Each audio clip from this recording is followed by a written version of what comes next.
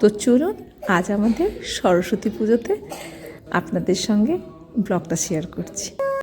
তো আজ সরস্বতী পুজো আর সবাইকে জানাই বসন্ত পঞ্চমী অনেক অনেক শুভেচ্ছা। তো আমরা সবাই রেডি হয়ে গেছি, ব্রাহ্মণ মশাই ঘর তুলে এনে নিয়েছে, আর এদিকে মাসি তো ফলমূল কাটাকাটি করছে, আর মেয়েরাও বসে পড়েছে, আর আমি বাদ যাবো কেন, আমিও বসে পড়েছি প্রদীপে সলতে দেবো।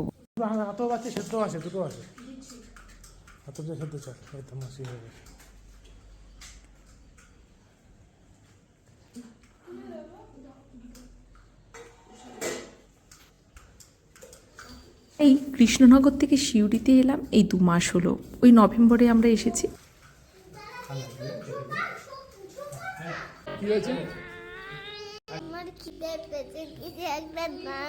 এদিকে একজনের বড্ড খিদে পেয়ে গেছে, তখন থেকে বায়না করে চলেছে। আর মোটামুটি এবারে পুজোতে বসেই পড়বো, একটু তো সময় লাগেই গোছানো করতে। আর চলুন, আবার একজন দেখলাম ফুল দিয়ে গেছে, এখন তো আর ফুল দেওয়া যাবে না, ঠাকুরমশাই বসে পড়েছেন পুজোতে।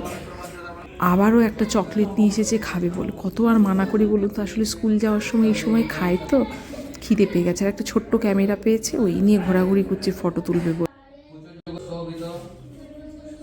মুক্তাহারে বীণা রঞ্জিত পুস্তক হস্তে ভগবতী ভারতী দেবী নমস্তুতে।